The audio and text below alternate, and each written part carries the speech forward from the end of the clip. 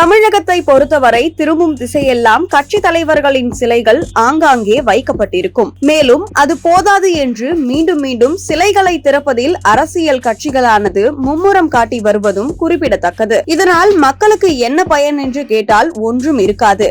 எனவேதான் நாம் தமிழர் கட்சியின் தலைமை ஒருங்கிணைப்பாளரான சீமான் அவர்கள் எப்பொழுதுமே சிலை வைப்பதற்கு எதிராக குரல் கொடுத்து கொண்டிருக்கிறார்.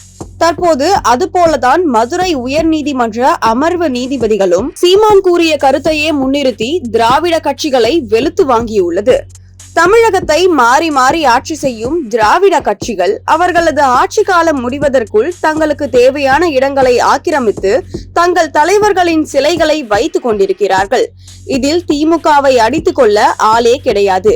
ஏனெனில் எங்கு திரும்பினாலும் கலைஞர் சிலை, இதில் கலைஞர் நூற்றாண்டு விழா என கூறி தற்போது அனைத்திற்கும் கலைஞர் கருணாநிதியின் பெயரை வைத்து குறிப்பாக பேருந்து நிலையம், சாலைகள் மற்றும் நலத்திட்ட உதவிகள் என்று அனைத்திற்கும் அவர் பெயரை தான் வைத்தார்கள்.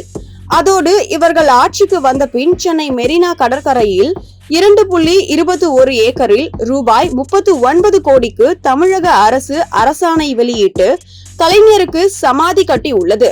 மேலும் இது போதாது என்று கடலுக்கு நடுவே 80 கோடியில் கலைஞரின் பேனாவுக்கு சிலை வைப்போம் என திமுக கூறியதற்கு முதல் ஆளாக அதை எதிர்த்து சிலை வைத்தால் அதை உடைப்பேன் என சீமான் குரல் கொடுத்தார். மேலும் மக்களுக்கான தேவைகள் எவ்வளவோ இருக்கும் பட்சத்தில் கலைஞருக்கு சிலை வைக்க பணம் செலவு செய்கிறார்கள்.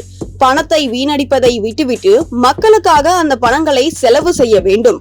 அதிகாரம் உங்களிடம் இருக்கும் போது மக்களின் கருத்தையும் மீறி பேனா வைப்பீர்கள் என்றால் அதிகாரம் எங்களிடம் வந்தால் நிச்சயம் உடைப்போம். பேனா சிலையை வைக்க நடவடிக்கை எடுத்தால் நான் போராட்டத்தை துவங்குவேன்.